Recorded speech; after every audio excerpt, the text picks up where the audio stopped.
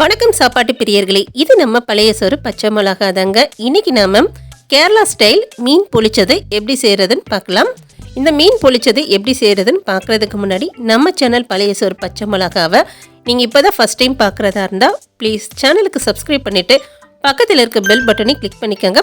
அப்போ தான் நான் போடுற ஒவ்வொரு வீடியோஸுக்கான நோட்டிஃபிகேஷனும் உங்களுக்கு வந்து சேரும். இப்போ மீன் பொளிச்சது எப்படி செய்கிறதுன்னு சொல்லிட்டு வீடியோக்குள்ளே போய் பார்க்கலாம் வாங்க. இன்றைக்கி மீன் பொளிச்சது பண்ணுறதுக்கு பாறை மீன் எடுத்துருக்கோம். மீனை வந்து நல்லா கழுவி சுத்தம் பண்ணி எடுத்து வச்சுருக்கோம். இப்போ இந்த மீனுக்கு மேலே வந்து இது போல் சின்ன சின்னதாக வந்து நம்ம கட் பண்ணி விட்டுக்கலாம். அப்போ தான் நம்ம போடுற மசாலா வந்து மீனுக்குள்ளே இறங்கி மீன் நல்லா டேஸ்ட்டாக இருக்கும். மீன் நல்லா பெருசாக இருக்கிறனால நம்ம முழுசாக போடும்போதுல மசாலா உள்ளே இறங்காமல் ப்ளைனாக இருக்கும். அதனால் ரெண்டு சைடு வந்து இது போல் வந்து சின்ன சின்னதாக கட் பண்ணி விட்டுக்கோங்க. உங்களுக்கு இந்த மாதிரி கேரளா ஸ்டைல் வந்து மீன் பொளிச்சது பிடிக்குமா, இல்லை நம்ம ஊர் ஸ்டைல் வந்து நல்லா காரசாரமாக மீன் குழம்பு மீன் வறுவல் வச்சு சாப்பிட பிடிக்குமான்னு மறக்காமல் கமெண்ட்ஸில் தெரியப்படுத்துங்க. இப்போ இதை எல்லாத்தையும் நல்லா கட் பண்ணி எடுத்தாச்சு. இது போல் நல்லா கட் பண்ணி எடுத்துகிட்டு தனியாக எடுத்து வச்சுக்கோங்க. அடுத்து இந்த மீனுக்கு தேவையான மசாலா நம்ம ரெடி பண்ணிக்கலாம். இப்போ ஒரு பிளேட்டில் 1.5 டேபிள் ஸ்பூன் தனி மிளகாத்தூள், 1 டீஸ்பூன் மஞ்சத்தூள், தேவையான அளவு உப்பு, அரை எலுமிச்சம்பழத்தோட சாறு சேர்த்துக்கலாம். அடுத்து 1/2 டீஸ்பூன் வந்து மிளகுத்தூள் சேர்த்துட்டு இப்போ தேவையான அளவு தண்ணி சேர்த்து இந்த மசாலாவை நம்ம ரெடி பண்ணிக்கலாம். நான் மசாலாவுக்கு வந்து காரம் கொஞ்சம் கம்மியாக தான் சேர்த்துருக்கேன். குழந்தைங்க சாப்பிட்றதுனால உங்களுக்கு காரம் நல்லா பிடிக்கும்னா இன்னும் கொஞ்சம் கூட தனி மிளகாத்தூள் சேர்த்துக்கோங்க. இப்போ மசாலா ரெடி ஆயிடுச்சு. இப்போ நாம் கட் பண்ணி வச்சுருக்க மீனில் இந்த மசாலாவை எடுத்து தடவி விட்டுடலாம். மீன் நல்லா பெருசாக இருக்கிறனால நம்ம அந்த கட்டிங் பண்ணோம் பாருங்கள், அந்த லேயர்ஸுக்குள்ளேயும் இந்த மசாலாவை நல்லா அப்ளை பண்ணி விட்டுருக்கோங்க. அப்போ தான் வந்து மசாலா நல்லா ஊறி மீன் நல்லா டேஸ்ட்டாக இருக்கும். இது போல் வந்து திருப்பி போட்டு இன்னொரு சைடு நம்ம மசாலாவை நல்லா தடவி விட்டுலாம். தடவிட்டு இந்த மீன் வந்து குறைஞ்சது ஒரு 2 மணி நேரம் அப்படியே ஊறட்டும். அப்போ தான் மீனுக்குள்ளையெல்லாம் மசாலா இறங்கி மீன் நல்லா டேஸ்ட்டாக இருக்கும். 2 மணி நேரம் ஊற வைக்க டைம் இல்லாட்டி குறைஞ்சது ஒரு 1 மணி நேரமாவது நல்லா ஊற விட்டுக்கோங்க.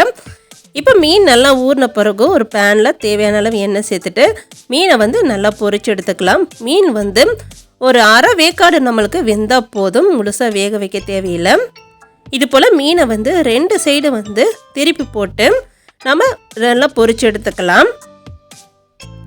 மீன் பொரிக்கும் போதுல மீன் உடஞ்சிராமல் கவனமாக பொரிச்சு எடுத்துக்கோங்க.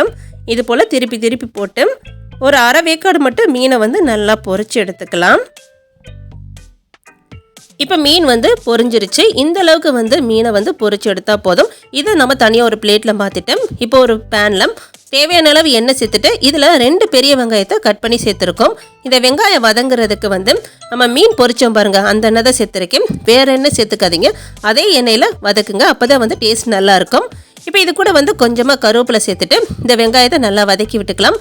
வெங்காயம் நல்லா வதங்கின பிறகு இதில் 1 டேபிள் ஸ்பூன் அளவுக்கு இஞ்சி பூண்டு விழுது சேர்த்துட்டு இப்போ இஞ்சி பூண்டோட பச்சை வாசனை போகிற வரைக்கும் இதை வந்து நல்லா வதக்கி விட்டுக்கலாம்.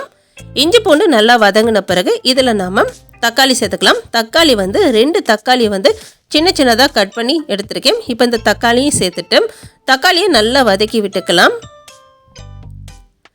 இப்போ தக்காளி நல்லா வதங்கிருச்சு பாருங்கள். அடுத்து நாம் காரத்துக்கு 1 டேபிள் ஸ்பூன் தனி மிளகாத்தூள், 1/2 டீஸ்பூன் கரம் மசாலா, 1/4 டீஸ்பூன் மஞ்சத்தூள், தேவையான அளவு உப்பு சேர்த்துட்டு இப்போ இதை வந்து நல்லா வதக்கி விட்டுக்கலாம். இந்த மசாலாவோட பச்சை வாசனை போகிற வரைக்கும் இதை வந்து 2 நிமிஷம் நல்லா வதக்கி விட்டுக்கலாம். இப்போ மசாலா வந்து நல்லா வதங்கிருச்சு. அடுத்து நம்ம இதில் ஒரு 1/2 கப் அளவுக்கு வந்து நல்ல கெட்டியான தேங்காய் பால் வந்து எடுத்து வச்சுருக்கோம். இப்போ தேங்காய் பால் சேர்த்துட்டு இப்போ இது எல்லாத்தையும் வந்து நல்லா கலந்து விட்டுக்கலாம். இப்போ தேங்காய் பால் சேர்த்த பிறகு அடுப்பை வந்து ஹையில் வைக்காமல் அடுப்பை வந்து குறைவாக வச்சு இது எல்லாத்தையும் வந்து நல்லா கலந்து விட்டுக்கோங்க. இது வந்து நல்லா வற்றி எண்ணெய் பிரிஞ்சு வர வரைக்கும் இது வந்து நம்ம நல்லா கலந்து விட்டுக்கலாம். இப்போ பாருங்கள், மசாலா வந்து எண்ணெய் நல்லா பிரிஞ்சு சூப்பராக ரெடியாக இருக்குது பாருங்கள். இப்போ நம்ம மீன் பொளிச்சதுக்கு தேவையான மசாலா ரெடி ஆயிடுச்சு. இதை நம்ம ஆஃப் பண்ணிடலாம்.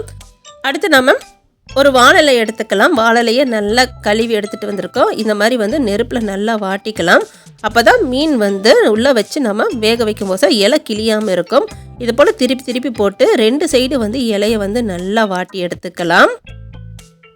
இப்போ நம்ம வாட்டின இலையை ஒரு பிளேட்டில் வச்சுட்டு இதில் நம்ம ரெடி பண்ணி வச்சுருக்க மசாலாவை எடுத்து சேர்த்துக்கலாம். மசாலா சேர்த்த பிறகு இதுக்கு மேலே நாம் ஃப்ரை பண்ணி வச்சுருக்க இந்த மீனை எடுத்து வச்சிடலாம். அடுத்து இன்னொரு லேயராக திரும்பவும் நம்ம அந்த மசாலாவை எடுத்துகிட்டு மீன் மேலே எல்லா இடத்துலையும் படுற மாதிரி நல்லா தடவி விட்டுக்கலாம்.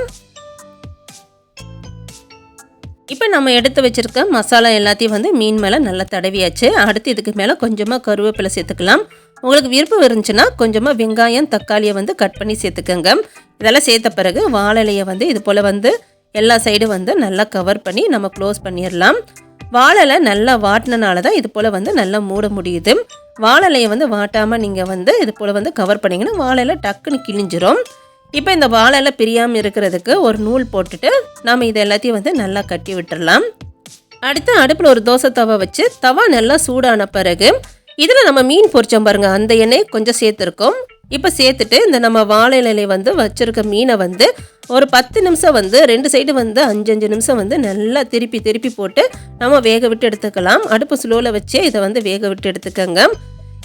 இப்போ மீன் வந்து 2 சைடு வந்து நல்லா வந்து வெந்திருக்கு. இப்போ 2 சைடு வந்து நல்லா வெந்துருச்சு. இப்போ நம்ம இதை எடுத்துடலாம். இப்போ நம்மளுக்கு நல்லா சுட சுட கேரளா ஸ்டைல் மீன் பொளிச்சது ரெடி ஆயிருச்சு. இதை நம்ம ஓப்பன் பண்ணி பார்க்கலாம்.